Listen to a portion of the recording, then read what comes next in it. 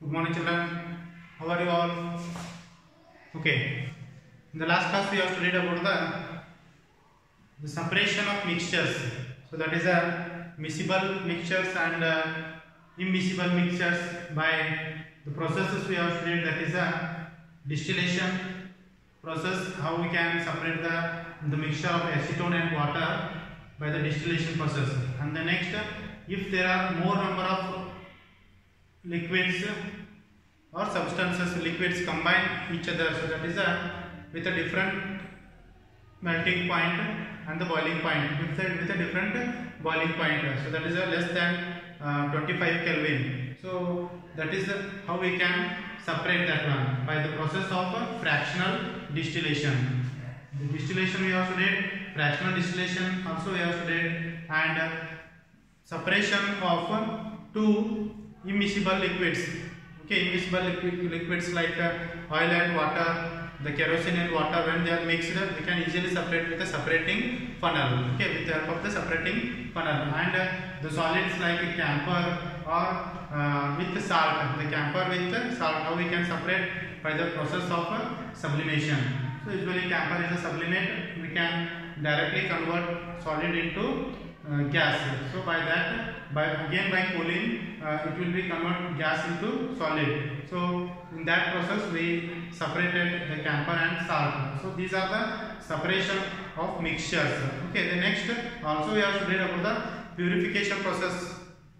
The purification of water in your water works, means in your town and cities, how the purification of water takes place. First they will collect in the water reservoir like pond, lake, rivers, directly will take to the tanks. Means in the first tank the settlement of the solid particles, then the next tank, that is a segmented tank, then next will take to the other tanks like purification, the separate layers we have used there. So that is a gravel, so coarse gravel, fine sand particles, there we separated. It's by passing the water through that. Okay, the filtration process takes place. And also after that, the filtration, when the water passes through these three layers, next there is a chlorination. The water chlorination is nothing but by passing the chlorine gas or chlorination will be takes place. Okay, so here the chlorine is nothing but by passing the chlorine, the separate tank will pass the chlorine gas. Because why we should pass the chlorine? Because to kill the bacteria and germs which are present in that water, and also to avoid the germs formation in the water. So and then afterwards the water after chlorination it will reaches to your home. So these are the separation of mixtures we have studied in the last class. Okay, the next after that we have to study about the physical and chemical change. So what do you mean by physical change and chemical change? First we will study about the physical change. So here physical change and chemical change. One example I will tell. So take a paper piece. When you cut the paper piece, when you cut the paper into two parts, here the composition, the chemical composition will not change. If you take two separate pieces of paper, the composition will not change. Their chemical composition will not change. Only physically, the size. Okay, the physically it changes. So such change it is called as a physical change. For example, if you take ice. Okay, when by applying heat to the ice, it will become water. Okay, and again by applying heat to the water, it will become a water vapor.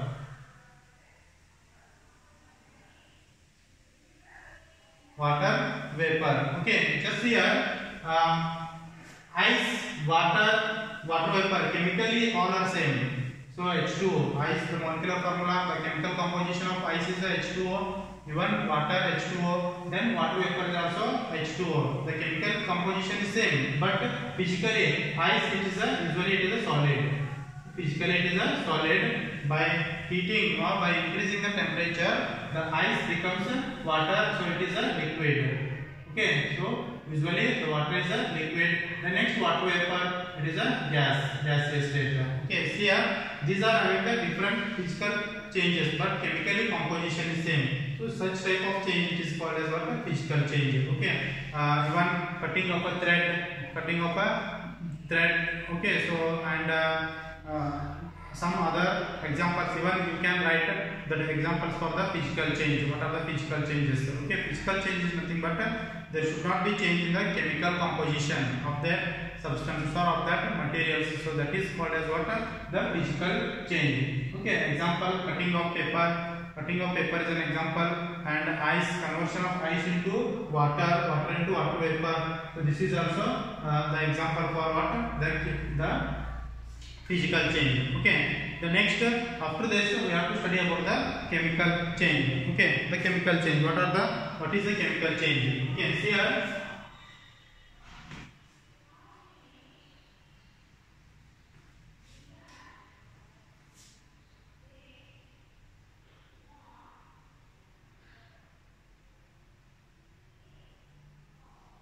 here chemical change. So chemical change means what happen? The examples examples I would like to give. Just take a paper piece and burn it. Okay, burning process means chemically changes. The paper after burning becomes a ash. Okay, so the chemical composition is different from paper to the ash. So the new product will be formed. Okay, after the chemical change usually it is also called as a chemical reaction. So between the reaction takes place by the burning process of paper, the chemical composition will be changes. So that is nothing but the chemical change. In the chemical change, what happens? By the burning process, by the burning of paper, by the burning of coal, burning process usually the example for the chemical change. Okay, just here when you burn the paper or coal, okay, you get ash. And it will be produced, new product will be formed. So that is by burning of coal, petroleum products, all petroleum products, whatever the petroleum products like petrol, diesel, kerosene, okay, LPG, whatever we are using the fuels in our daily activities, for our automobiles, in our home for cooking purpose, to produce the heat we are using that one. Whatever the chemicals or fuels we are using, so that undergoes the chemical reaction by the burning process or combustion process. So that's why the examples are nothing but burning means burning of wood, burning of coal, okay, burning of petrol is also the example for chemical change. And also one more example, the conversion of milk into curd. Milk into curd. Usually milk to curd. Here it is a milk to curd. Curd is a new product. By the lactobacillus, it will be chemical changes. So the chemical change example, milk into curd. So milk, it is by the milk will convert into curd. Curd is a new product. Okay, the chemical change. So here also chemical reaction takes place. And digestion, when you have the food, after having the food, so that food gets digestion by the other chemicals in our stomach like HCl, acid gastric juice, which is released by our stomach, that digest. The digestion is also the chemical process. Digestion is also the chemical process. Okay, so here conversion of milk into curd, digestion process. Okay, burning, combustion or burning of candle, burning of paper, burning of fuels. So all are the examples for what? The chemical change. Okay, usually the chemical change. Okay, so here usually chemical change is irreversible. We can't convert from curd to milk, but we can convert milk to curd. Okay, and rusting process, rusting. So when the iron pieces exposed to moisture, exposed to outside, after some days, there is a brown color layer will be formed. So that is usually we call as a rust. So rusting process is also what? The chemical change. So the chemical changes. Chemical change is nothing but the reaction between the substance to the one substance to other substance. So that is a chemical change, and there is a formation of a new product. The product will be new. So that is what? That is called as what? Chemical change. Okay. So see now, write the differences between chemical change and the physical change. So what are the differences between the chemical change and the physical change? Physical change Example, usually the new composition means by the physical change there will not there will not be formation of a new product.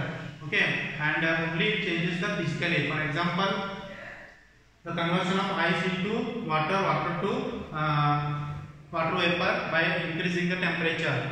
Only there is a physically change. The physically change of solid to liquid, liquid to gas, but the chemical composition of ice, water and water vapor is same, that is the H2O. One more example for the physical change: cutting of paper pieces. Paper pieces, the chemical there is no change of papers.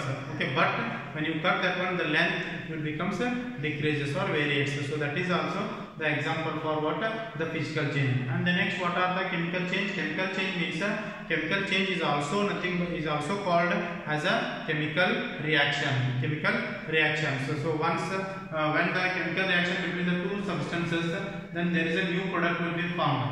So that is a new product, and usually the chemical reaction or chemical change, it is irreversible.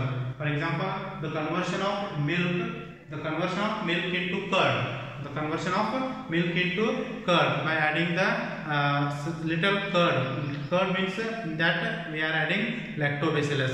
Okay, and after some hours, means after 6 to 7 hours, 5 to 6 hours, slowly milk converts into curd.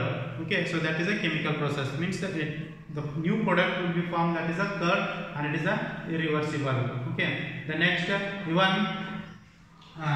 the one more example, that is a burning process, combustion of fuels.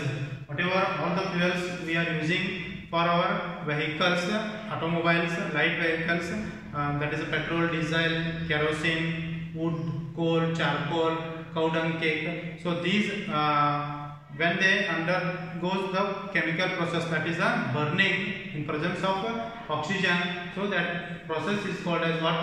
Here the chemical change. Okay, so after this chemical change and physical change, there are some the next one is elements.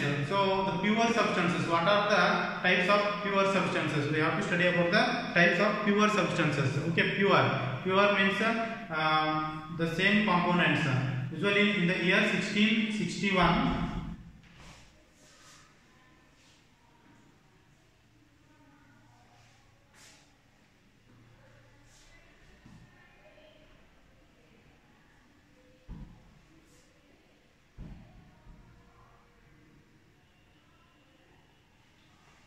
okay, so see here the pure substances means what here? The pure substances usually these are nothing but here elements and compounds.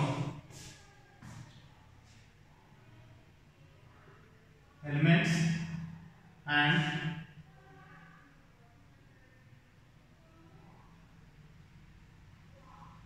compounds. Okay, so see here elements and compounds. Elements are nothing but what are elements? In the here who first termed elements? So here Robert Boyle. The first, initially the name of the scientist in the year 1661, Robert Boyle. Okay, named the element. This term the element. So in the year 1661, Robert Boyle named element. So elements. So usually these are purest, and they will not means further division doesn't take place from the elements. Elements are purely, and usually in the year 1661 Robert Hooke introduced the elements and he classified. So usually the elements are classified into metals, non-metals and metalloids. So elements are classified into metals, non-metals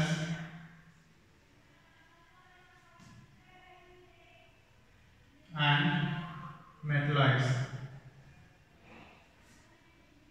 Okay, see here metals, non-metals and non-metalloids. Usually the elements, what are the elements here?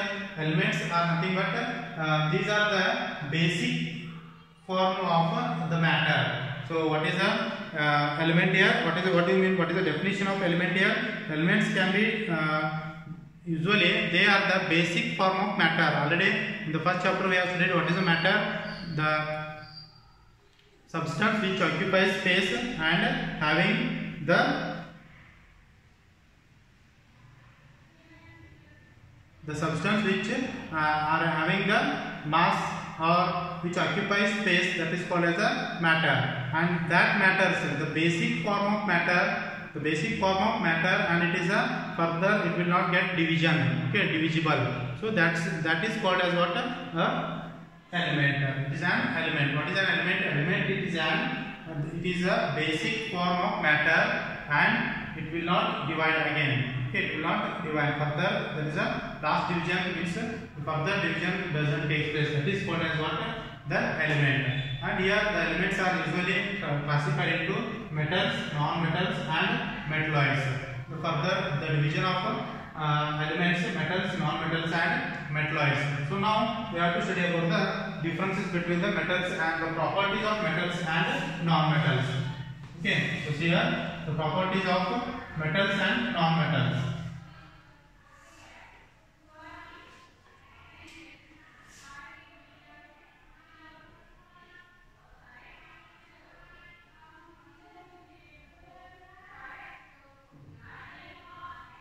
Okay, so here metals are malleable. What do you mean by malleable?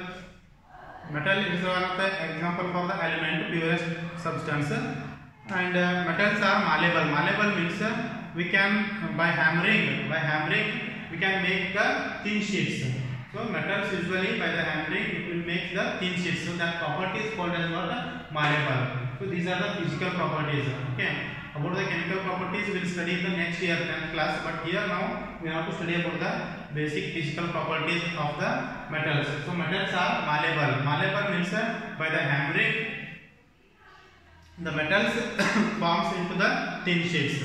Okay, the next one, after that metals are ductile. Ductile means the metals can drawn into thin wires. Okay, it can be drawn into thin wires. So that is a ductile. Okay, so even the most malleable and ductile metal is a gold. I think you might have seen the gold. Okay, you know that gold is nothing but is a metal and it is the most malleable and ductile metal. Just imagine that or just think that 1 gram gold we can draw a thin wire up to 2 kilometers. Okay, so that is that much of ductility is there. So most malleable and ductile metal is nothing but the gold. Okay, gold. Even the gold ornaments we have seen that gold ornaments and all. So because of that malleability and ductility, we can the most malleability and ductility property we can make easy for the jewelries and ornaments. Okay, so the first one is the metals are malleable, and the second one metals are ductile, and the third one metals are lustrous.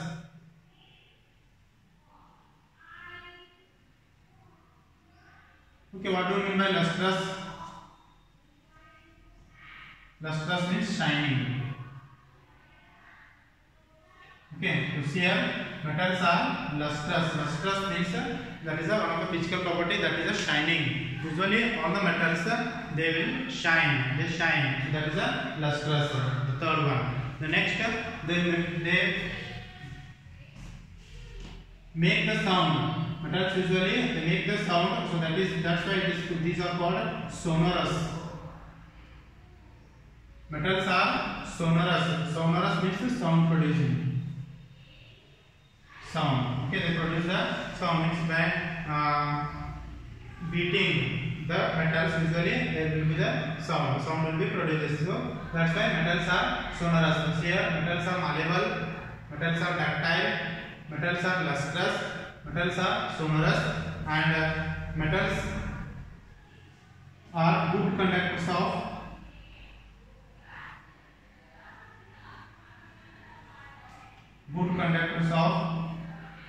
heat and electricity.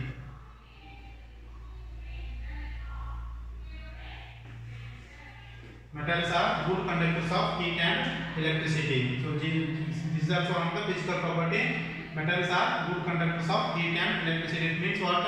Usually metals conduct the heat, means it transfer the heat from one end to the other end. So that's why metals are good conductors of heat and electricity. Even it helps to pass the electric current. So that's why the metals are good conductors of heat and electricity. Okay. The next, metals are solid.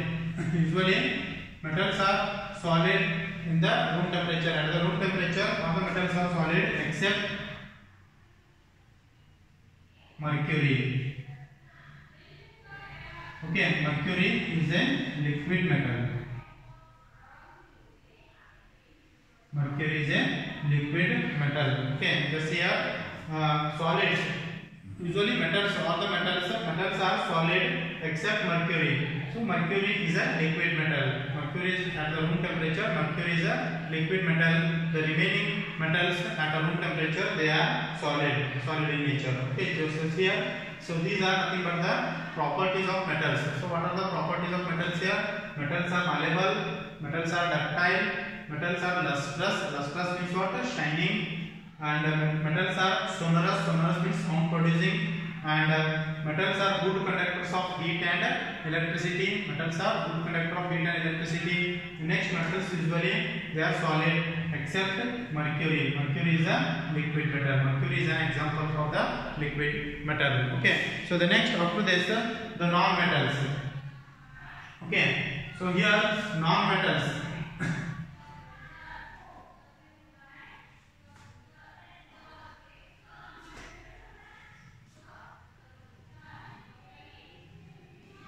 The properties of non-metals. The first one, non-metals are non-malleable and non-ductile, non-lustrous, non-sonorous, bad conductors of heat and electricity, and usually they exist in all the three states: solid, liquid, and gas. Okay, so here the difference between the physical properties of metals and non-metals. Okay, so now the non-metals physical properties, all the non-metals usually they are non-malleable, means they will not form into thin sheets by the hammering, they will break. Okay, the next non-ductile, they will not form into the thread. Next non-lustrous means usually non-metals usually they will not shine. They will not shine. Okay. The next non-sonorous means they will not produce a sound. They will not be produce a sound like a metals. Okay.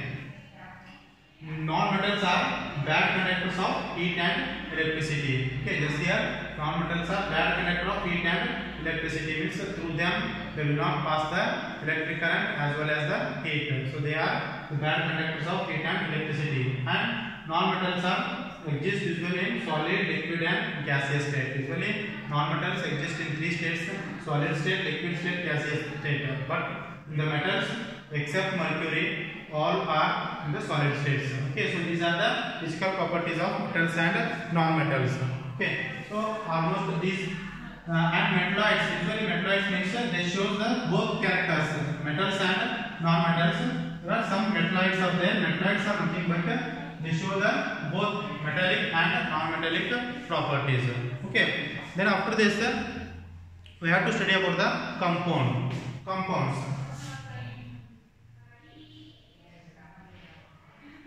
So what are compounds? Usually two or more elements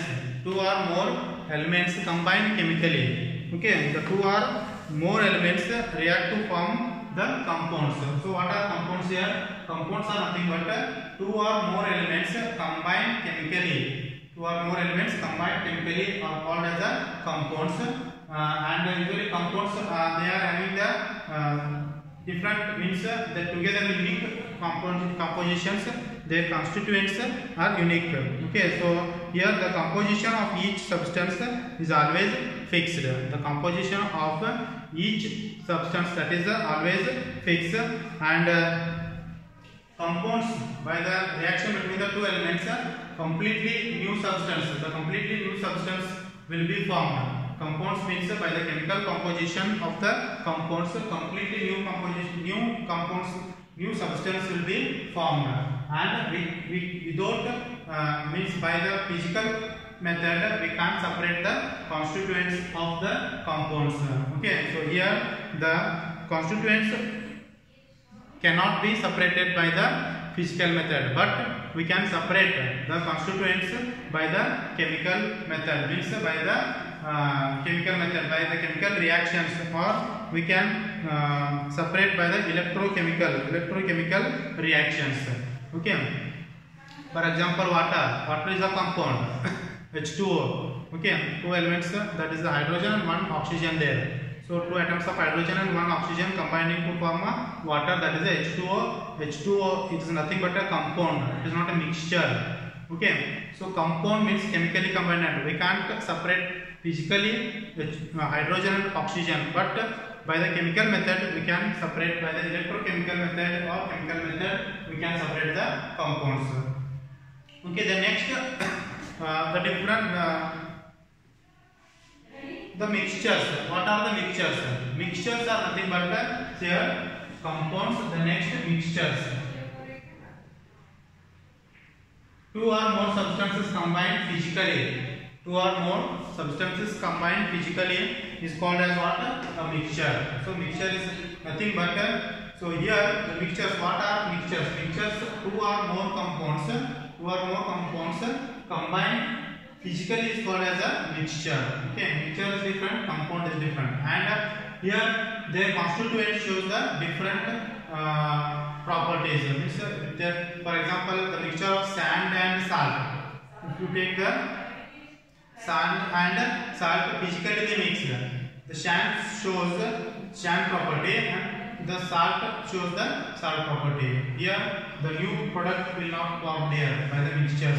Okay, and physically, so the mixtures we can separate the mixtures by physical method. We can separate the mixtures by physical method. So that is the for example, by the distillation process or by the crystallization process, we can separate the salt from the salt water.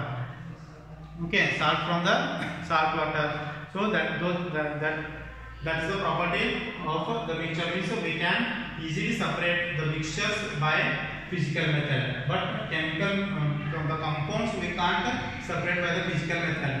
We are using their chemical or electrochemical methods. Okay, so these are the differences between the compounds and mixtures. So what are the compounds and what are mixtures? First, the question may be raised like this: write the differences. Write the differences between the compounds and mixtures. Okay, first we should write the definition of compound. Then here we should write the definition of mixture. So what is a compound here? Two or more elements combined chemically is called as a compound. And the second difference here, the compounds, the composition of each new substance is always fixed. The new substance, whatever the new substance will be formed by the chemical reaction, that is a fixed, the composition. The next third one, the new substance has totally different properties. The new substance shows the different properties. Just here the reaction between hydrogen and water, hydrogen and oxygen. Okay, the new product will be formed, that is a water. Hydrogen is a fire usually hydrogen catches the fire, oxygen supporter of fire. Okay, but water used for as a extinguisher. Okay, fire extinguisher. Just see here, new compound has usually the new compounds had the different chemical properties. For example, just take a hydrogen and by the combining of, means the reaction between the hydrogen and oxygen, there is a formation of water. Hydrogen is a one of the helps for the support. It is a helps for the combustion. It catches fire, and oxygen supports for the fire. But togetherly H2O, it helps to extinguish the fire. Water extinguish the fire. So see that there the third different, that is the new substance has totally different properties. And next, the compounds can separate only by the chemical processes or electrochemical substances. By the physical method, we can't separate the compounds. Okay. And mixtures, where two or more substances combined physically are called as a mixtures, and the mixture has a variable composition. Usually, the mixture has a variable composition, means for example, sand and salt. Sand composition is different and salt composition is different. And the mixture shows the properties of the constituent substances. Okay. And lastly, the mixtures we can separate by the physical method. The constituents can be separated fairly easily by the physical methods. Okay. So this is about what the difference between the compounds and the mixtures. Okay. After this, here the chapter is finished. Okay. After by studying this all, the chapter finished. I will send the notes. You just write down the notes and question answers. Then we'll start the new lesson. Tomorrow we'll start with new lesson. Okay. Thank you.